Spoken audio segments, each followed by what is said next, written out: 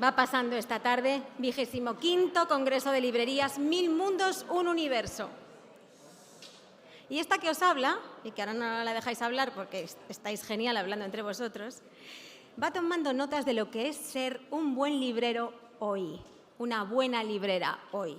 Yo tengo las propias mías, pero ayer escuchaba al ministro Iceta, que la verdad es que estuvo bastante divertido en la presentación en la Biblioteca Regional Joaquín Leguina, y decía que un buen librero hoy también es un buen prescriptor. ¿Estáis todos preparados para prescribir manga? Pues para eso están estos congresos. Ya os dijimos que queríamos ser útiles. El género cuyo consumo más ha crecido en los últimos 2 años. En la lista de los más vendidos cada semana en todostuslibros.com, raro es que no haya varios títulos de manga, y por eso os hemos traído al más grande y además al más alto. Manga para libreros, manual de instrucciones con el gran divulgador Oriol Estrada Rangil. Capitán Urías.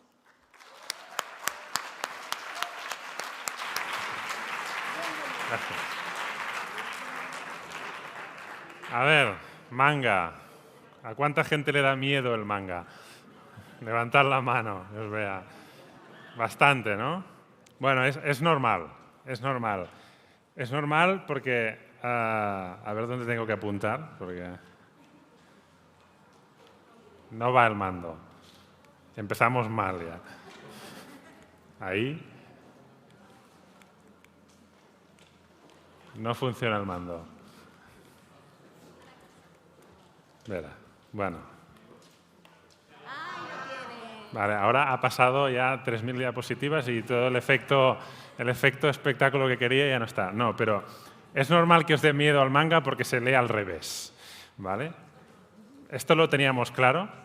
Sí, ¿no? Es una cosa como muy básica, pero es algo que a día de hoy todavía asusta un poquito y es como, ¿y esto cómo tengo que ponerlo, cómo tengo que enfocarlo, ¿no? De hecho, ir perdido con el manga es bastante normal. Hace unos años la Real Academia Española propuso una definición de lo que era el manga, ¿no? Y nos dijo esto tan bonito de género de cómic de origen japonés. Lo de género de cómic ya vamos mal. Lo de origen japonés ya podemos empezar incluso a cuestionarlo. De dibujos sencillos, en el que predominan los argumentos eróticos, violentos y fantásticos, ¿no? Y bien, fantástico, ¿no? Bueno, yo le di unas vueltas a esta definición, ¿no? ¿Por qué dan esta definición, no?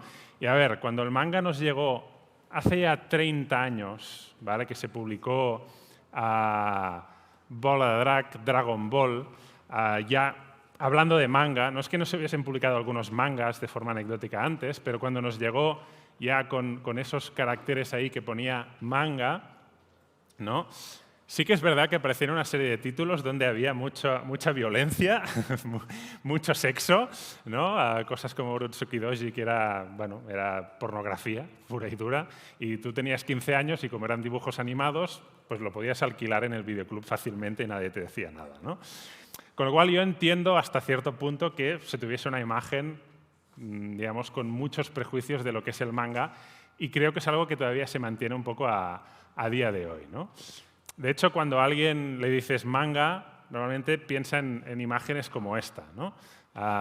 De hecho, muchas veces la gente piensa anime, ¿no? Se equivoca, no.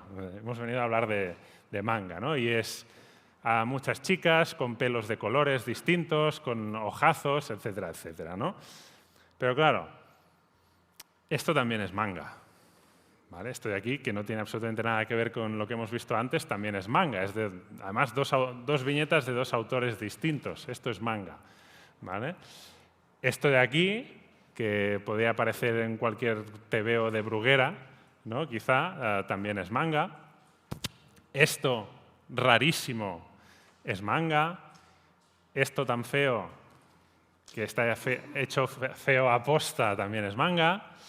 Y esto también es manga, ¿vale? O sea, bueno, de aquí a aquí, el manga es algo realmente que tiene una riqueza y es algo muy variado en estilos, en temáticas, en todo lo que queráis, ¿vale? en definitiva, que no todo es One Piece y Naruto, ¿no? Que es un poco la imagen que tenemos de ello a día de hoy, ¿no?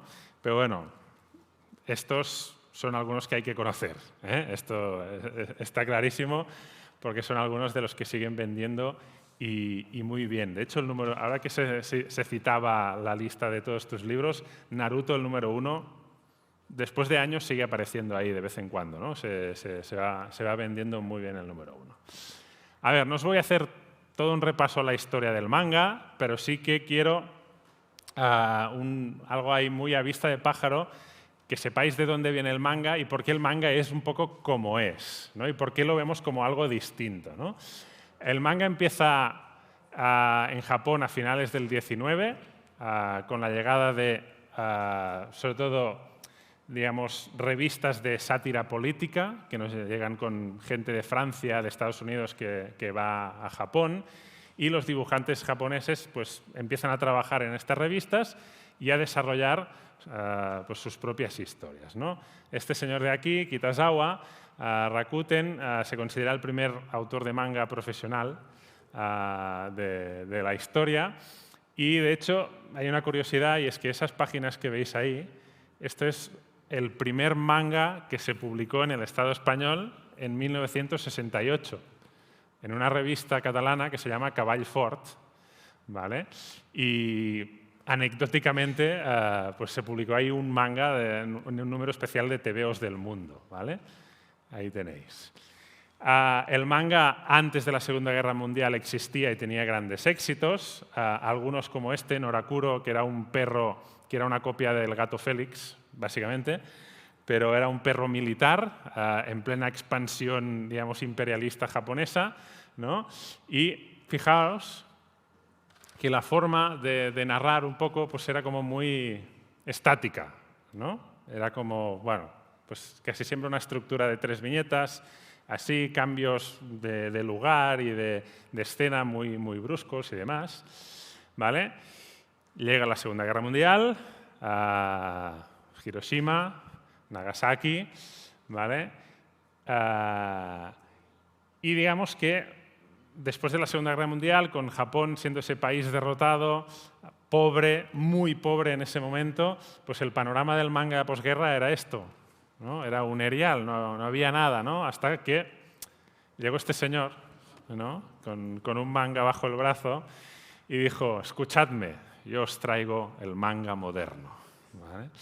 Este señor es Osamu Tezuka, o Tezuka Osamu, que en 1947 publica La nueva isla del tesoro, que se llama aquí, que se convierte en un bestseller de la época y que lo que hace sobre todo es innovar muchísimo en la narrativa visual, es decir, cómo el aspecto que tiene un manga, ¿no? Y bueno, para mucha gente eso fue como ¡buah! ¿No? Se abrieron el mar se abrió y llegó un nuevo camino hacia dónde ir, ¿no?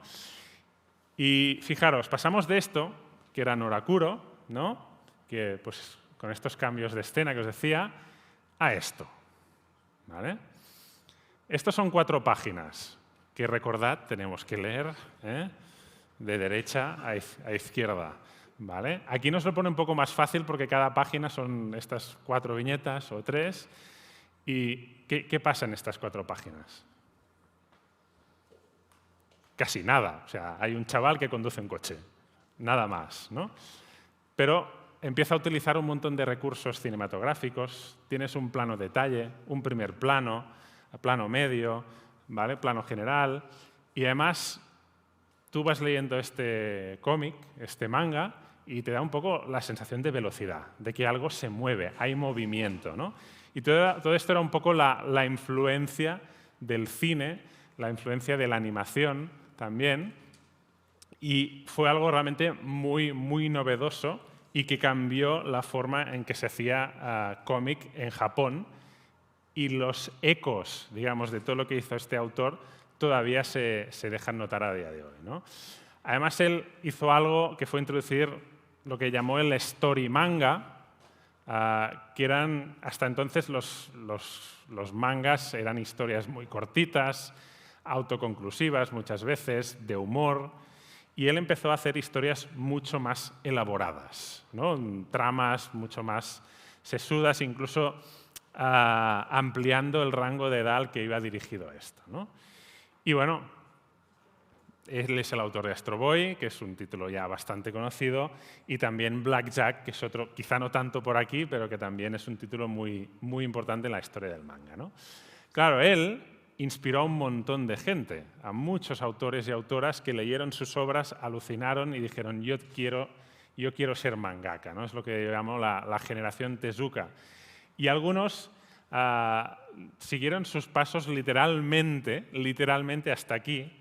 Estos son unos apartamentos que, por desgracia, ya no existen, aunque se han reconstruido para hacer un museo, que son los apartamentos Tokiwaso, o más conocidos como los apartamentos del manga.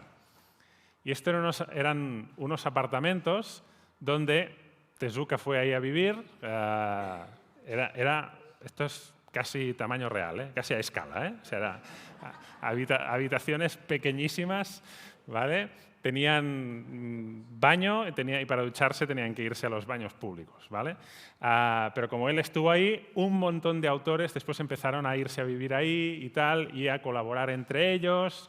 Entre ellos pues estaba los autores de Doraemon y Hattori el Ninja, estaba Shotaro Ishinomori, que se le conoce como el rey del manga y que hizo Kamen Rider, o estaba Fujio Akatsuka, que es, se conoce el rey del gag manga, del manga de humor. O sea, aparecieron un montón de autores que trabajaron ahí y que dieron un poco forma a lo que sería el manga de entonces, ¿no?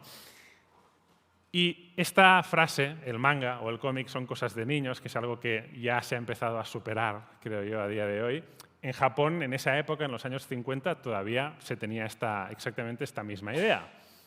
Hasta que llegaron autores como Tatsumi y otros, Saito y Matsumoto, que quisieron ser mangakas, eran un poquito más jóvenes que esa generación que os decía, y ellos habían crecido con el manga y querían seguir haciendo manga y haciendo historias que les interesaran a ellos y a un público que al llegar a cierta edad pues ya se quedaba, pues no, a ti te toca trabajar, ¿no? Déjate ya de leer manga, ¿no?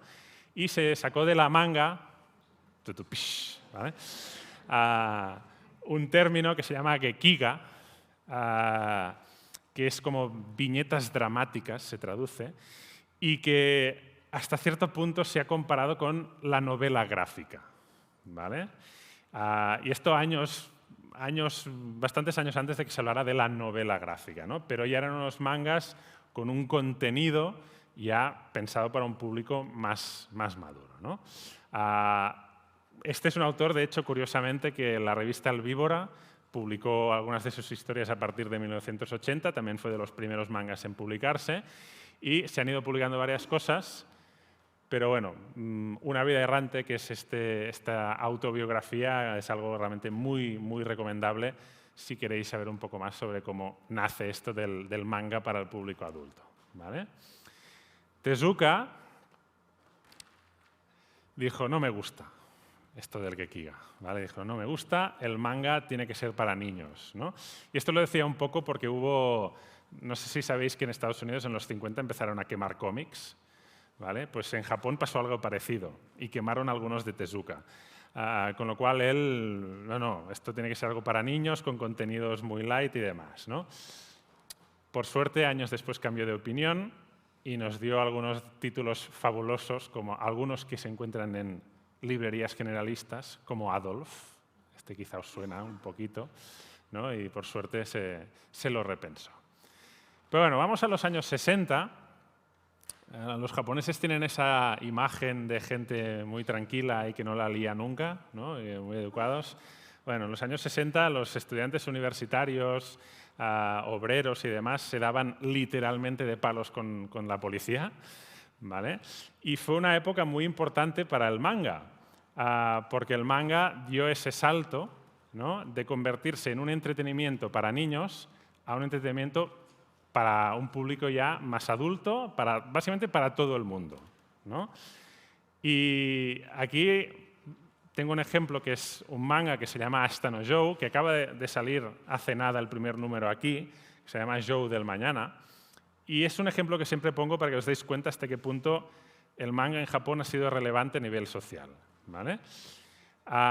Es un manga de un chico huérfano que acaba dedicándose al boxeo y cuando murió uno de los personajes, no digo cuál, no, spoilers, esas cosas, pero se muere uno de los personajes, cuando murió se organizó un funeral, ¿vale? De verdad.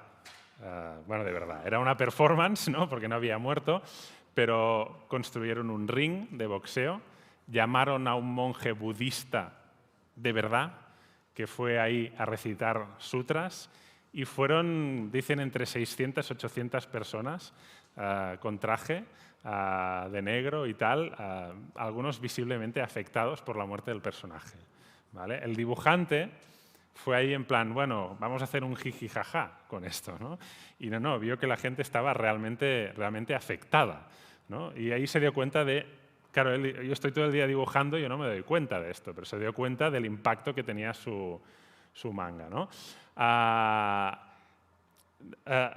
Hay otra anécdota que esta ya no gusta tanto la editorial, pero un grupo terrorista, el Ejército Rojo japonés, secuestró un avión, ¿vale? en el aeropuerto de Haneda y mandó un comunicado a la prensa, ¿no? Con, bueno, pues queremos esto, aquello, lo otro y tal.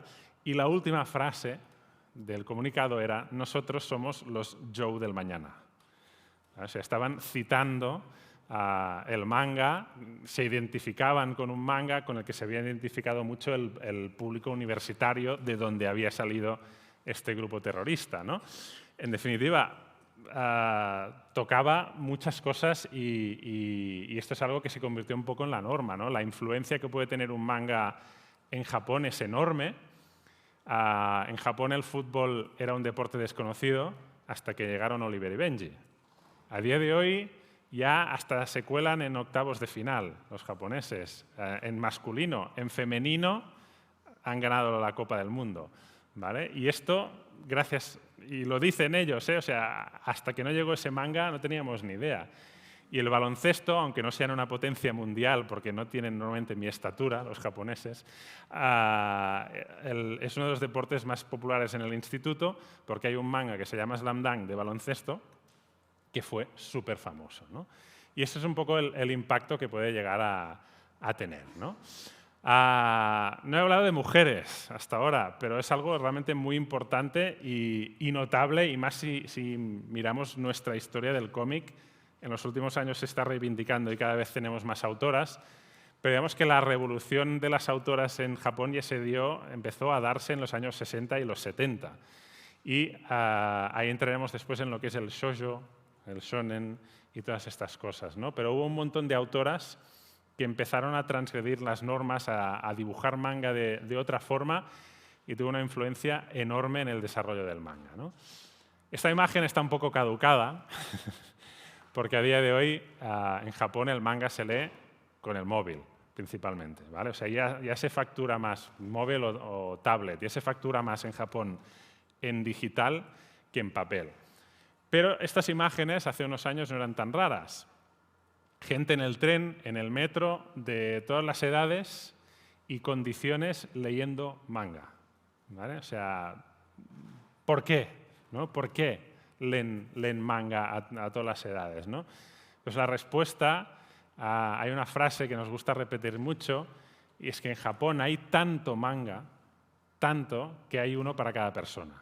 Hay tanta diversidad de temáticas, de estilos gráficos y demás, que cualquiera puede encontrar una historia que le puede interesar y le puede gustar, ¿no? Y es la industria de cómic más grande y más potente del mundo, ¿vale? Pero ¿qué es el manga, ¿no? ¿Qué es esto? ¿Qué es el estilo manga, ¿no? Pues normalmente la gente piensa en ojos grandes. Ya está, ¿no? Ya está. Ojos grandes, manga, ¿no? Ya está. Pero bueno, hay muchas más cosas que definen el manga y que han hecho que el manga sea un cómic algo distinto si lo comparamos con el cómic de Estados Unidos o con el cómic europeo, ¿vale? Fijaros que ya la forma de publicarse es importante, ¿vale? Y aquí os pongo un ejemplo un poco tonto y un poco que me conviene a mí, pero en Japón leen de arriba abajo, ¿vale? Y estos son dos tiras cómicas, tenéis a Mafalda, ¿no? que como suele ser normal, pues cuando alguien entra en escena, pues entrará desde la izquierda, ¿no? Y hablará hacia la derecha, ¿no? Así es como avanza la acción, ¿no? Va así la historia, ¿no? Claro, si tú haces las tiras cómicas de arriba abajo, pues puedes hacer otro tipo de cosas, ¿no? Y aquí tienes este chiste de alguien que va de arriba a abajo, ¿vale? Puede parecer una tontería, pero la forma en cómo se publica algo puede afectar a cómo será su contenido, ¿vale? ¿Esto qué es? Álbum europeo, tebeos, ¿no? Normalmente tienen un formato grande, ¿no? Y lo más habitual, aquí hay una característica que no sé si la veis, que tienen en común pues Tintín y aquí Mortadelo y Filemón. ¿Alguien la ve? ¿En qué se parecen las páginas? Aparte del color.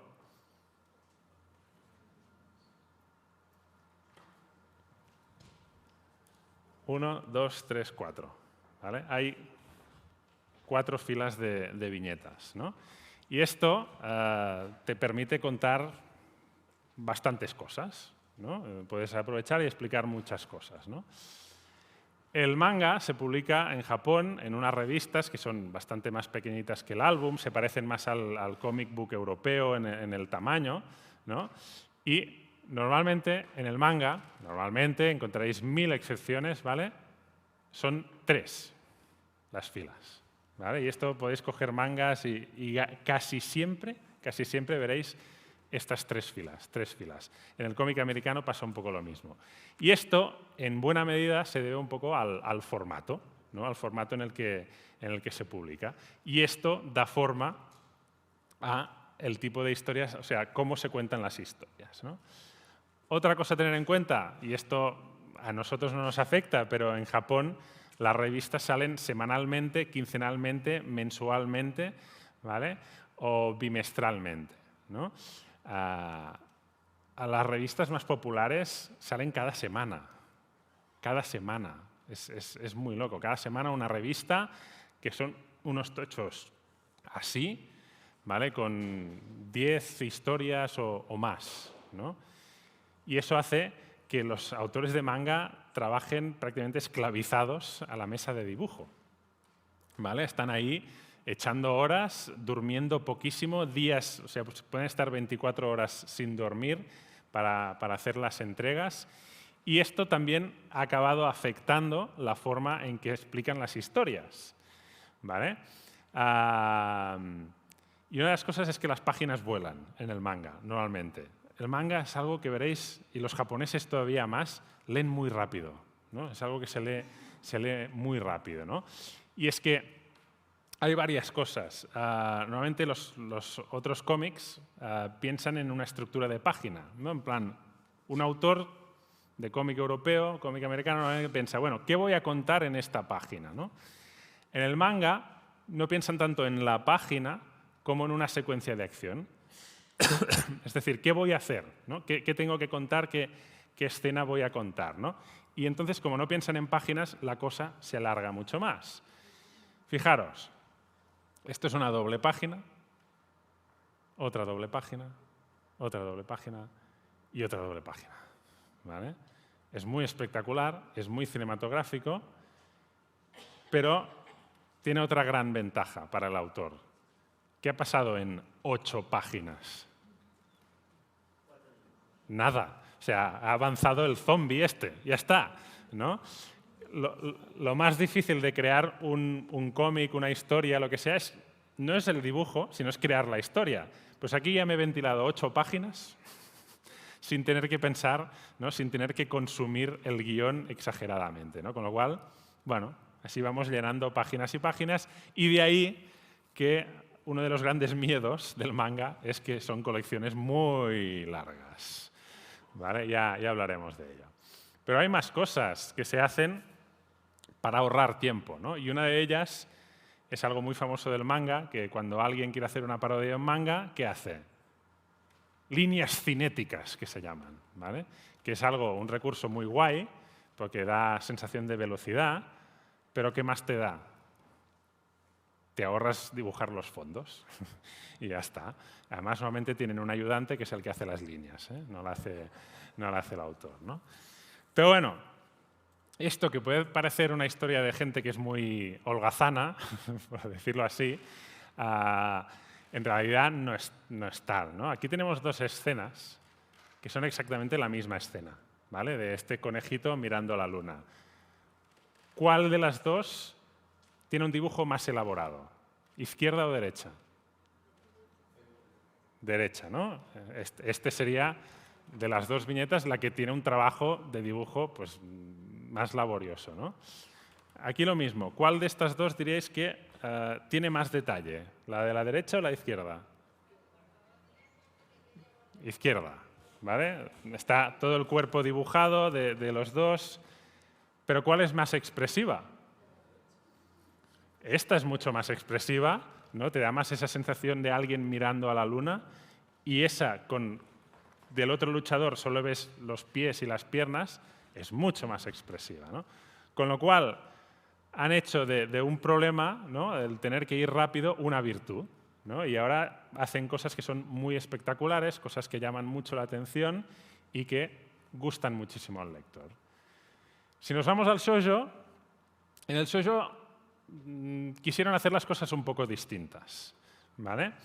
Y todas esas autoras empezaron sí a pensar un poquito más en la página, porque más que hablar de acción, querían mostrar un poco la psicología, ¿no? De los personajes, querían mostrar sus sentimientos, sus emociones, y empezaron a cargarse toda estructura de página, a meter fuego, a meter pétalos de cerezos. Eran unas páginas que realmente eran espectaculares, ¿no? Y que con solo un vistazo, ¿no? Las lectoras, sobre todo, que leían esto, ya, pum, ¿no? ya les transmitía algo, ¿no?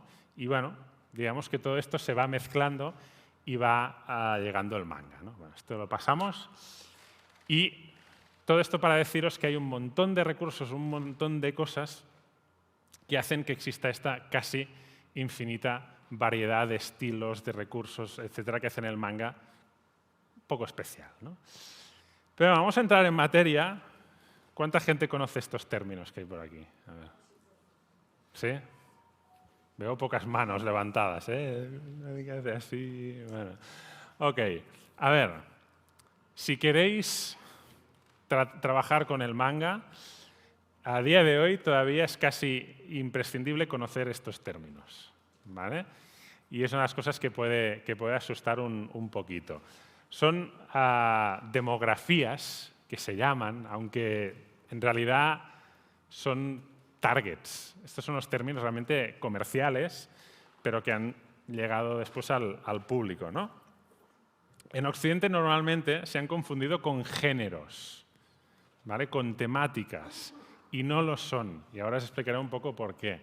Y de hecho yo llevo una camiseta que hace un poco referencia a esto, ¿eh? El shoujo no es romance, aunque, bueno, ahora comentamos. Ahora es el momento de tomar apuntes, ¿vale? Kodomo. Kodomo literalmente es niño pequeño en Japón, y el kodomo son todas esas revistas o mangas que van dirigidos a niños y niñas más o menos menores de 12 años, ¿vale? Aquí no se hace distinción de niño o niña, sino que es en general pues, para los que van a primaria, ¿vale? Fijaros que llegó un momento, ahora ya no, pero llegó un momento que se vendía tanto manga y era tan específico que la revista donde se publicaba Doraemon tenían la versión para cuarto de primaria, quinto de primaria, sexto de primaria, porque cambiaban los kanjis, los ideogramas que utilizaban en función del curso escolar. O sea, estaba súper adaptado a cada niño. Y esto es algo muy importante del manga, cómo se dirige a un público determinado. Las dos grandes demografías, las más conocidas, son shonen y shoujo. El shonen, que es lo que domina absolutamente el mercado aquí y también en Japón, son aquellos mangas que van dirigidos a chicos entre más o menos, esto puede cambiar, 12, 18 años, ¿vale? Adolescentes, ¿vale? ¿Significa esto que solo lo leen chicos? No. ¿Que solo lo pueden leer chicos? No. ¿Vale? De hecho, esta revista de aquí es la Shonen Jump, es la más popular de todas. Algunos de sus mangas los siguen principalmente chicas. Pero digamos que a nivel de su marketing, de cómo enfocan las historias, etcétera, etcétera, ellos lo dirigen a un público masculino, ¿vale? Y de estas edades.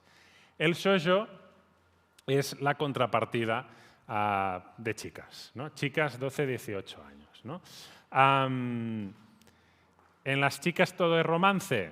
No, en absoluto, ¿vale? En el shoujo encontraréis historias de todo tipo, aunque es innegable que predomina más las historias románticas, ¿vale? Pero eso no significa que siempre tengan que ser historias románticas o que una historia, por ser romántica, sea un shoujo. Porque algunos grandes éxitos que se publican en revistas shonen son historias románticas. Historias románticas las hay para chicos, para chicas, ¿vale? Y ya os digo, hay muchas chicas que leen shonen, no hay tantos chicos que lean shoujo, ¿vale? Todavía hay muchísimos prejuicios y manías y ay, romances, no sé qué, no sé cuántos. Bueno, tonterías, ¿vale? Hay historias fantásticas en ambos lados. Aparte de esto, crecemos un poquito y tenemos ya las dos categorías también para hombres y para mujeres, que son el seinen y el josei, ¿vale? Bueno, esto de 20 a 50 es un poco tontería. Podemos decir a partir de 20, a partir de 18. O sea, tú puedes leer manga hasta cuando quieras, ¿no? El seinen va dirigido a este público ya masculino maduro y el josei a público femenino maduro, ¿vale? Suelen ser historias un poco más complejas, ¿vale? Con algunas temáticas pues, que ya no tocarán los mangas más juveniles. Te pueden hablar algunos pues, de oficinistas, de paternidad, etcétera, etcétera. Hay muchos thrillers, etcétera, etcétera, ¿vale? Digamos que se amplía mucho más el abanico de temáticas que encontraréis, ¿no? Josei en España hay poquísimo, ¿vale? Poquísimo. Tenemos algunas obras, algunas muy buenas, pero hay poquísimo. En cambio, el seinen sí que es algo que está bastante de moda, ¿no? Eso que gusta bastante y que hay muchos chavales ahí jovencitos. No, yo leo seinen, ¿no? Porque hace más de guay, ¿no? De adulto, ¿no? Y bueno, interesante también. Por cierto, en Japón muchas veces se sabe que una revista es seinen simplemente porque en la portada aparecen chicas en bikini. Ahí ya, en fin.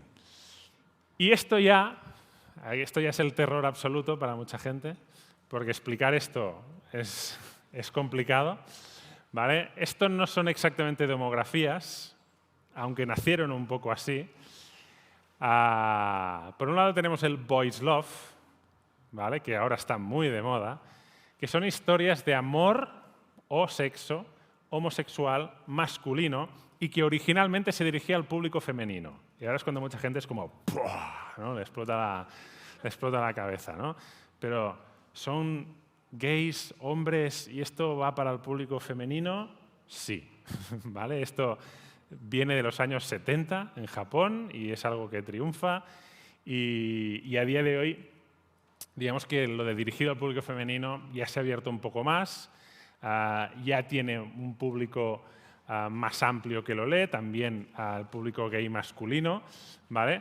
Aunque antes no, era algo que iba muy dirigido al público femenino. El yuri nació un poco de la misma manera, o sea, era amor, sexo, homosexual, femenino, dirigido al público femenino, pero a día de hoy quizá el cambio es todavía más notable porque hay mucho yuri dirigido directamente al público masculino, ¿no? Que ya los hombres, cuando algo nos gusta un poquillo, ya, no, para mí, ¿no? Y todo el morbo de dos chicas y esas cosas, ¿no?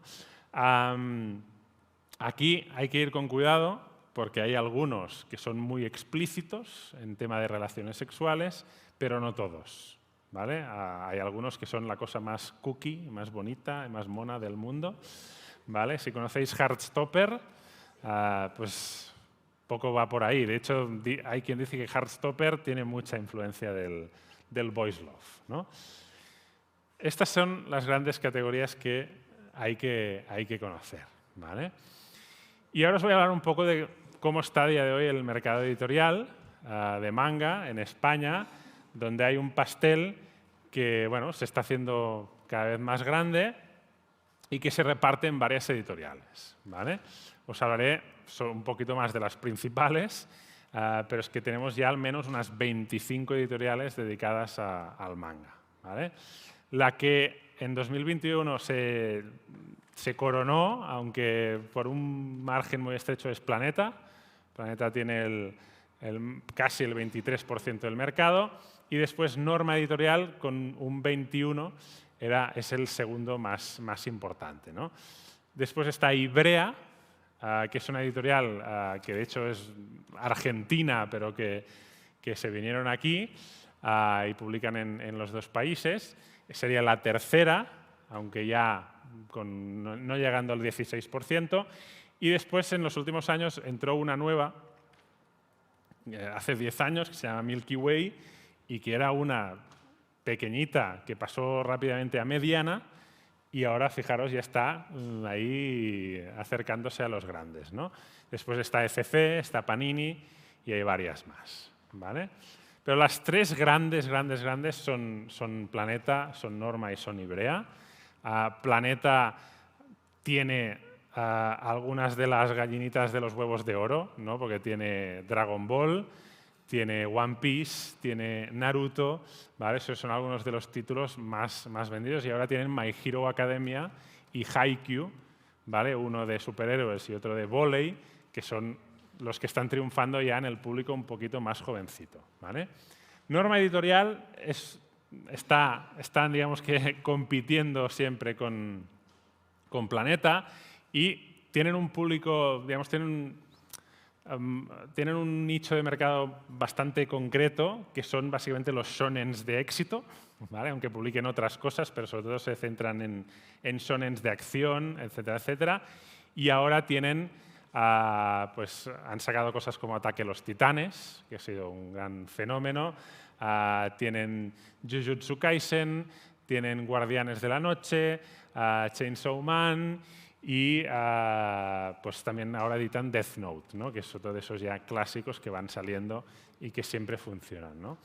Y, por cierto, para los catalanes de aquí, esta misma semana, no, la semana pasada anunciaron línea de manga en catalán, ¿vale? O sea, con 5 títulos ya que saldrán en catalán. Y después está Ivrea, que Ivrea es un caso muy especial porque creo que la veré menos en la generalista, aparte de algunos títulos muy concretos como One Punch Man, que tienen mucho éxito, o incluso JoJo's Bizarre Adventure, pero es una editorial que tiene como mucho manga de exploitation, no sé si me entendéis, de serie B, ¿no? De cosas como a un público muy concreto y muy de nicho, pero que les funcionan bastante bien y de vez en cuando te saca algunos títulos, ¿no? súper importantes, ¿no? como este One Punch Man, o cuando los tíos dieron un puñetazo encima de la mesa y sacaron JoJo's Bizarre Adventure, que es un manga que en Japón no ha terminado y que tiene más de 100 tomos. ¿Vale? La gente pensaba que esto no saldría nunca, pero estos de Ivrea se han especializado. También ahora sacan uno que se llama Kingdom, que en Japón lleva como 60. ¿Vale? Y venga, vamos tirando, ¿eh? Después tenemos dos grandes, pero que no lo son tanto, ¿vale? Porque Panini, pues es Panini. Panini tiene Marvel, ¿no? Por ejemplo, y es una editorial de cómics muy importante, pero en manga pues no ha acabado de despegar del todo o centrarse tanto en el manga, aunque Panini, sobre todo, esto está cambiando, ¿no? Y Panini tiene Berserk, por ejemplo, que es un título también que funciona muy bien. Y ahora están sacando mucho Boys Love de este que os hablaba. Y es algo bastante curioso que una editorial que aspira a ser de las grandes apueste por algo así, ¿no? Después ECC, un poco lo mismo, son los que tienen DC, ¿no? DC Comics, ¿no? Y en los últimos años parecía que se estaban olvidando del manga, pero hace nada, un mes o así empezaron a anunciar un montón de novedades, ¿no? Y sobre todo sacan mucho manga de terror. Hay un autor que se llama Junji Ito, que bueno, le sacan como 3 ediciones de cada título, ¿no? Es como, bueno, ahora en tapa dura, ahora en tapa blanda, ahora no sé qué, en fin, maravilloso. Y después hay una muy reciente, ¿vale? Espera. Una muy reciente que, claro, Distrito Manga es de Penguin, ¿vale? Y acaba de aterrizar, ha sacado 5 nuevos títulos ahora en junio, pero, claro, por supuesto, a día de hoy es una de las pequeñas, aunque viniendo del grupo que viene y las intenciones que han dicho, está claro que dentro de poco estarán rápidamente en las medianas y quizá no dentro de mucho en las más grandes, ¿no? Porque no sé si dijeron en una entrevista que querían publicar unos 100 tomos al año o algo así, o sea que esto ya es bastante. Después tenemos las medianas, y dentro de las medianas la reina a día de hoy es Milky Way Ediciones, es una editorial que os digo era muy pequeñita y que con el tiempo ha ido creciendo, y es una editorial que tiene un público súper fiel, que es un público que ellos han conseguido algo que cualquier editorial le gustaría conseguir, que es que cualquier cosa que lleve su sello, la gente lo compra prácticamente sin preguntar, ¿vale? Es rollo, es de Milky Way, pues me gustará, ¿no? Y escogen una serie de títulos que, aunque no sean los más populares o incluso que sean desconocidos, la gente, por sus buenas ediciones, por el buen gusto, a lo que sea, la gente lo compra. Y os digo, sin mirar, sin preguntar mucho, ¿no? Y bueno, han conseguido esto. Venden mucho directamente a través de su web, pero ya hace tiempo que están distribuyendo mucho en librerías. Y después está Arechi, que es una que salió en pleno confinamiento. Bueno, empezaron con buen pie. Y bueno, parecía una editorial pequeña más. Y rápidamente se han situado entre las más importantes de las medianas, sacando algunas colecciones bastante largas, apostando mucho por el shoujo, ¿vale? Y el shoujo clásico de autoras clásicas, aunque esto no les ha funcionado muy bien, pero sí que han hecho una serie de anuncios, muchos anuncios, ¿vale? De cosas que van a salir, de títulos que han ido recuperando, como City Hunter o F-Compo, o antes que os hablaba de Joe del Mañana, son los locos que decidieron apostar por un clásico de los años 60, ¿no? Y después tenemos un ecosistema ya para perderse de pequeñas editoriales, ¿vale? Que no, es casi imposible que entremos en todas, pero tenéis Satori, por ejemplo, que es una editorial que publica literatura japonesa, ¿no? Literatura, y que saca un par de títulos de manga al año, ¿no? Que normalmente son clásicos, autores clásicos. Tenéis La Cúpula, que editorial muy veterana de cómic, que durante mucho tiempo no ha publicado manga y ahora se ha vuelto a poner a publicar manga de alto contenido erótico, ¿vale? Que es lo que hacían en los 90, ¿no? Astiberri, por supuesto, también va sacando en su línea algunos autores así clásicos, sobre todo como Mizuki. Tenemos ediciones Tomodomo, que se han especializado sobre todo en el Boys Love, ¿no? Y son una de las más importantes de Boys Love. Galonero, que quizá también os sonará porque también sacan literatura, pues tienen toda una línea de autores también de los años 60 y los 70, muy interesante. Pero os digo, tenéis muchísimas, hay hasta memes, ¿no? Bueno, esta semana no ha salido una editorial nueva de manga, ¿no? Qué raro, ¿no?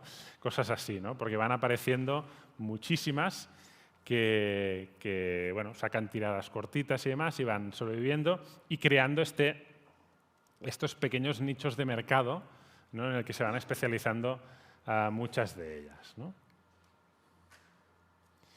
Bueno, para ir terminando, porque quiero dejar mucho rato para preguntas, que me han dicho que eso es lo que os interesa, ¿vale? Volvemos al principio, volvemos a esa definición de lo que era el manga, ¿vale? Ese género de cómic de origen japonés, ¿ok? De dibujos sencillos en el que predominan los argumentos eróticos, violentos y fantásticos, ¿vale? Ellos lanzaron esto, la gente se les tiró encima y cambiaron al más discreto cómic de origen japonés. Ya está. Así no hay discusión. Aunque ya os digo, a día de hoy, lo de cómic de origen japonés incluso se puede empezar a cuestionar, ¿vale? Un colega mío, Marc Bernabé, que es traductor de manga, propuso esta definición en su momento, ¿no? Que es cómic realizado principalmente por japoneses, ya mejoramos, con métodos editoriales japoneses y dirigido a un público japonés, ¿no? Para diferenciarlo de otras formas de cómic, ¿no? Y hasta cierto punto convencía esto, hasta que llegó esto, ¿vale? Planeta Manga es una revista que saca Planeta Cómic, que ha pasado de salir cada 3 meses a salir cada 2, porque parece que funciona, y que está llena de autores españoles. Todos son autores españoles, ¿no? Y con un nivel buenísimo. Algunos de ellos ya incluso han vendido derechos en Francia, en Estados Unidos, en Italia, de lo que se está publicando aquí, ¿no? Claro, ¿esto es manga o no es manga, no? Ah, lo venden como Planeta Manga.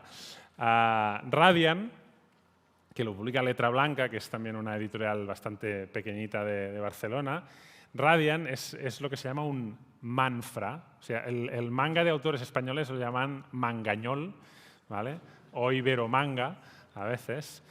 Y esto es un manfra porque viene de Francia, ¿vale? Pero este manga, hecho en Francia, se publicó después en Japón y en Japón dijeron, ok, vamos a hacer un anime. O sea, han hecho una serie de animación en Japón de un manga creado por un autor francés. Claro, esto de que el manga es japonés cada vez parece que es menos cierto, ¿no? Así que, bueno, lo del manga ya prácticamente es una forma de entender el cómic, ¿no? Que hay que ir descubriendo poco a poco. Aquí os hago un poco de spam, ¿vale? Y además, como sois libreros, pues tengo libros que podéis vender y que podéis utilizar un poco también para conocer un poco lo que hay de manga en nuestro país. Y ahora sí, preguntas, ¿vale? Si alguien tiene alguna pregunta sobre el manga, si alguien se ha asustado mucho con todo lo que he explicado, levantad manos, aunque no os veo mucho, pero... A ver, ¿alguien? Ahí, venga. Ahí, ahora.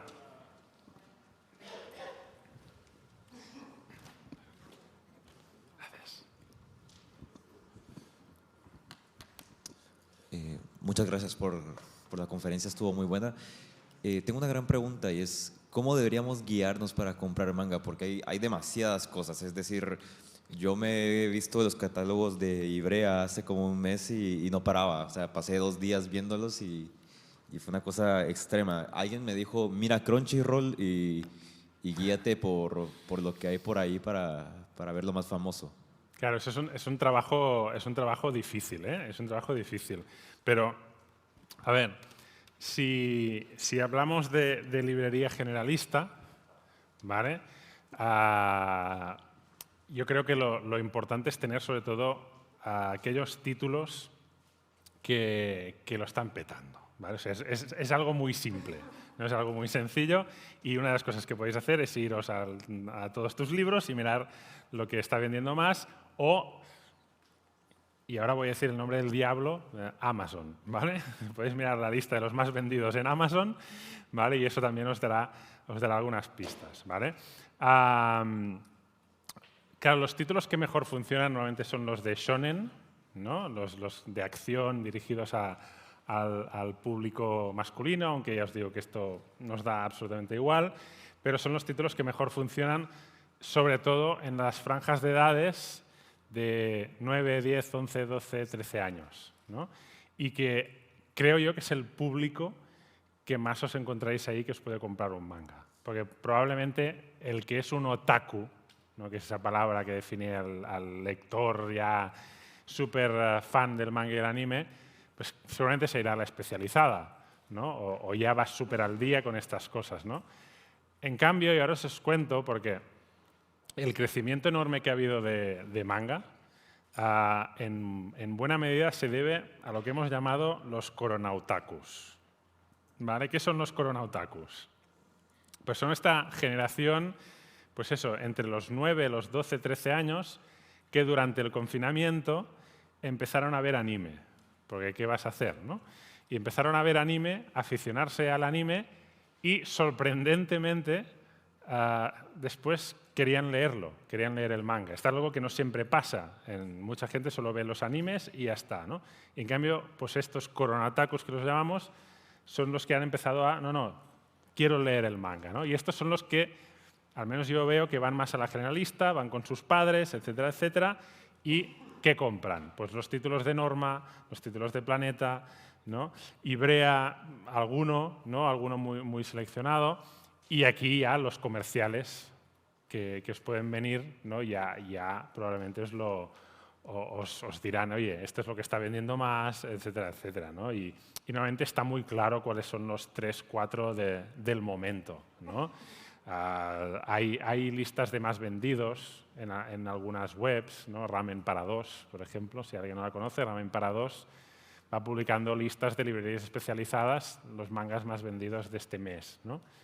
Y esto sirve bastante, ¿no? Para ver cuáles son los 4 títulos que... Y después, que si empezáis a poner manga, probablemente vendrán chavales que os van a pedir más.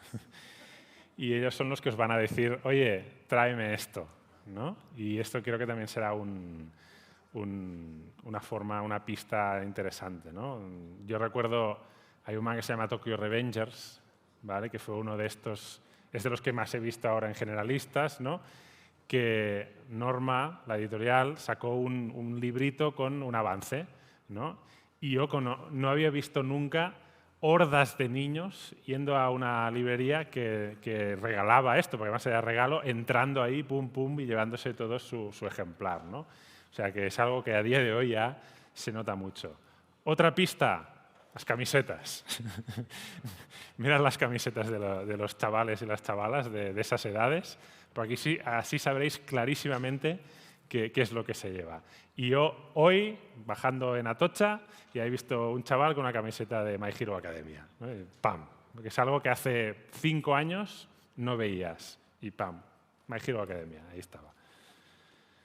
¿Qué más? Por ahí.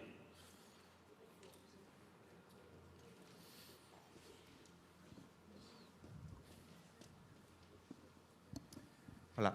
Yo tengo una librería que no vende manga en el sentido shonen o shoujo. O sea, sí tenemos los que edita Galonero, que los tenemos siempre, porque tenemos una sección de cómic amplia y manga adulto incluida dentro de esa sección de cómic. Por ejemplo, Adolf, ¿no? Que lo has dicho tú también.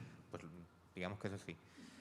Si yo quiero dar este paso, que me aterroriza, espacialmente, en particular,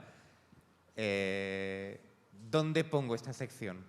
Porque, por ejemplo, me preocupa colocarlo en infantil, que lo tengo al fondo, y que se me cuele porno y no me he dado cuenta, y cosas así. O sea, quiero decir, a la hora de mi librería completamente generalista dar este paso, ¿dónde los pongo y cómo los pongo? ¿Le creo su propio mueble? O sea, estoy como dándole vueltas. ¿Cómo empiezo con esto? Yo no soy librero, ¿eh? Pero a ver, a día de hoy la literatura juvenil lo está petando, ¿no? Pues si dedicamos espacio a la literatura juvenil, creo que el mejor sitio para este tipo de títulos es ahí, es juvenil, no infantil. O sea, yo ya prácticamente, y esto también doy muchas charlas con bibliotecas y demás, y la mayor parte del manga lo tienen infantil, y mangas infantiles tenemos poquísimos. O sea, el Kodomo, que os decía antes, tenemos poquísimos, casi todo es juvenil. ¿Que hay un juvenil que pueden leer chavales de 7, 8, 9 años? Ok, sí.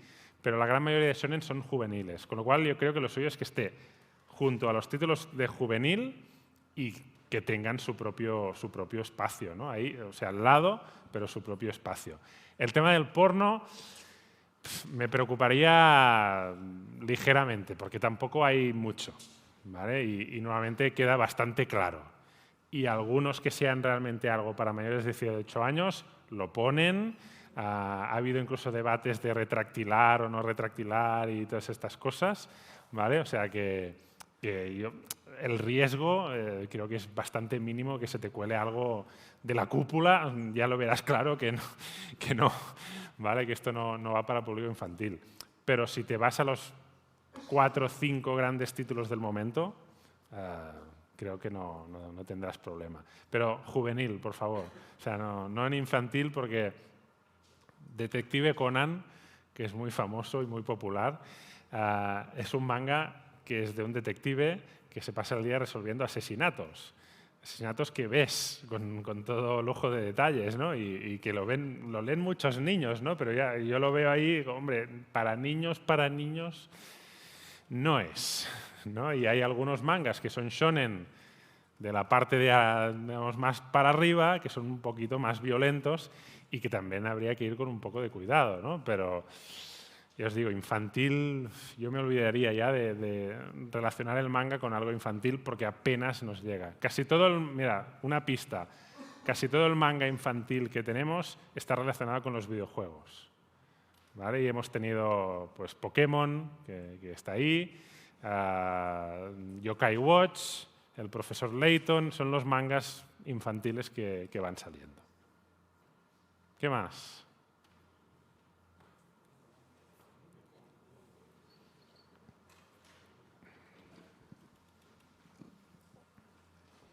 Hola, mira, yo tengo una librería generalista y tenemos sección de cómic y tenemos manga.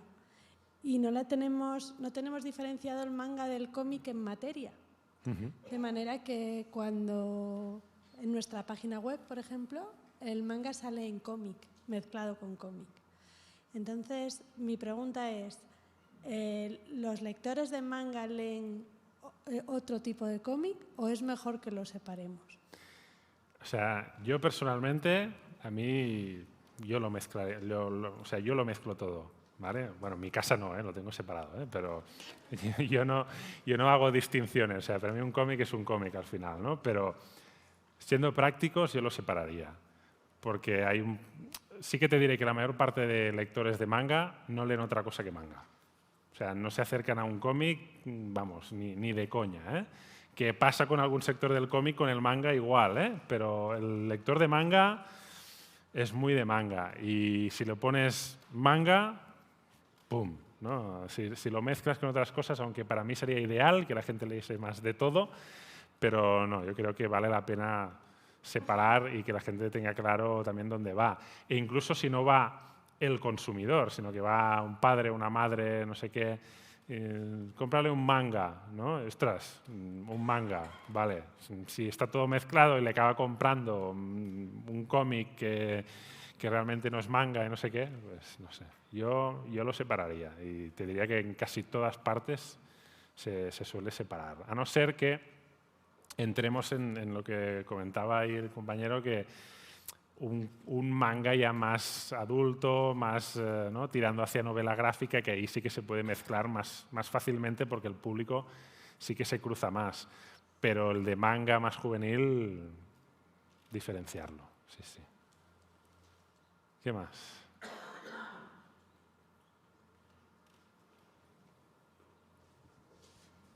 ¿Ya está? No me lo creo. ¿Alguien quiere compartir alguna experiencia del manga, de su uso del manga, cómo lo ha hecho? Eso estaría bien también.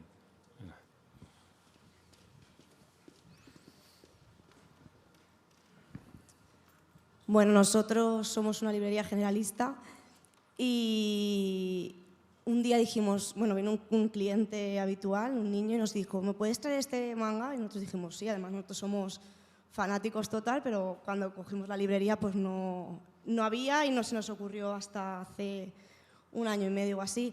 Dijimos, pues vamos a hacer un pedido. Empezó con una estantería de 1 metro y hemos modificado la tienda y tenemos toda una parte solo dedicada al manga y hemos recuperado gente joven, pero vamos, porque la única calle especialista está en la otra punta del pueblo y nada, ahora ya pueden elegir.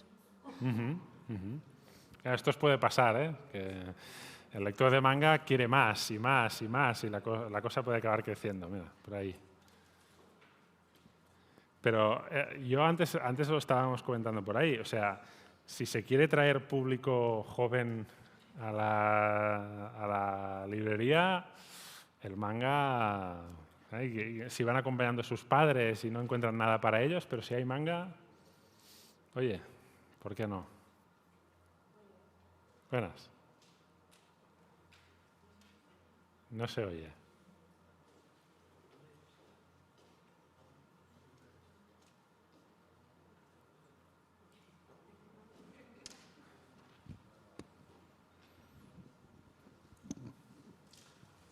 Ahora sí, vale, ahora sí. Bien. Bueno, yo empecé a llevar manga a mi librería, que aunque la gran parte es infantil y juvenil, tenemos una pequeña parte de adultos también, porque cerró la única tienda de cómic y manga que había en Tres Cantos. Entonces dije, bueno, para darles un pequeño servicio, y un poco me pasó como a ellos. Pusimos al principio era una balda de una estantería de manga y empezaron a venir lo que ya hemos apodado como los niños de los viernes del manga, que se vienen todos los viernes con sus 8 euros a hacerse toda la colección de One Piece, de todo. Entonces yo sí que os animo a que pongáis manga, porque es que los niños, o sea, empiezan una serie y joder, One Piece va a sacar ahora el 100. O sea, solo os digo eso. Así. Entonces, sí, y en mi caso, por ejemplo, sí que pasan al cómic. O sea, no solo se quedan los niños y los adolescentes con el manga, sino que tengo puesta la sección entre el cómic de adultos y el cómic infantil y juvenil, está justo en el medio. Y entonces pasan a los dos y se llevan de los dos tipos. Me alegro, porque ya te digo que no es muy habitual, pero me alegro. ¿Qué más? Bueno, ya sabéis. Pensad también lo que decía, para fidelizar es fantástico, porque si se pone a leer One Piece, que van por el tomo 100, es maravilloso. Hola, ¿qué tal? Yo tengo también una librería generalista, tengo una sección creo que amplia de cómic y también de manga, aunque no, el manga no lo tengo diferenciado por demografías. Mi consulta viene por el tema de... Tengo multitud de colecciones porque yo tengo de Ibrea, de Arechi, de Norma, de Planeta Comic, de todas, ¿no? Todas las que has mencionado, al menos las grandes y medianas y alguna pequeña. Y hay multitud de colecciones que cuando me llegan cada 2 o 3 o cada mes, 2 semanas o cada mes, me llegan para hacer la reposición o para novedades, me viene el título 23 o 40 y tal de la serie no sé qué, y me pongo a mirar y no he vendido ninguno de los anteriores, aunque los he tenido todos. Entonces no sé si por tener masa crítica, continuar pidiéndolos y tener ahí esos títulos como masa crítica y para hacer bulto y atraer potenciales compradores, o si, mira, me olvido ya de estos, que voy por el 24 o por el 45 y no he vendido ninguno de los anteriores, claro, y me centro en los que sí se están vendiendo. Lo que pasa es que son menos y perdería quizá visibilidad. Claro. Claro, te puede pasar que si bueno, voy a ir haciendo y tener todo y que acabes necesitando metros y metros y metros para porque ya te digo, hay colecciones, no todas, hay tomos únicos, hay de 3, hay de 5, hay de 15 y hay series de 70 y pico y de 100 y pico, ¿vale? Esto, yo en una generalista veo más enfocarse sobre todo en los números 1, 2, 3, 4, 5. Es un poco lo que es los primeros números que son los que enganchan, ¿no? Y si después la cosa sigue, pues ya te van pidiendo, ¿no? Y si no dan el salto a la especializada, ¿no? Por ejemplo, ¿no? Pero yo creo que es un poco, sobre todo empezar, porque si tienes un número 42 de no sé qué, raro es que alguien venga, ay, me falta el número 42, ¿no? Es como la lotería, ¿no? Que puede pasar, pero yo te diría que lo suyo es centrarse sobre todo en series nuevas y en tener sobre todo los primeros números, y si alguien de esto, pues oye. Por cierto, una cosa del público otaku, del público manga, es probablemente... Yo trabajo para el Manga Barcelona y el Cómic Barcelona, ¿no? Que son el Salón del Manga de Barcelona y el Salón del Cómic de Barcelona. Y no hay público más entusiasta que el de manga. O sea, pero con una diferencia abismal, ¿vale? O sea, para mí el cómic Barcelona es sufrimiento, ¿no? Porque todo el mundo se queja de todo, y en cambio el manga es una fiesta, ¿vale? Me lo paso súper bien. Con lo cual, si tenéis clientes que os vienen y os piden manga, preguntadle a ellos también. Preguntad qué quieren, qué les gusta y qué leen. O qué ven también, qué animes ven, porque eso os dará también muchas pistas de lo que tenéis que tener. Y normalmente, ya os digo, son muy efusivos y en el mundo del manga, quien tira del carro no son las editoriales, sino que son los lectores. O sea, son los lectores los que les dicen a las editoriales qué mangas que se están publicando en Japón quieren que se publiquen aquí. ¿Vale? Normalmente el editor aquí tenía que ser el que introducía cosas, ¿no?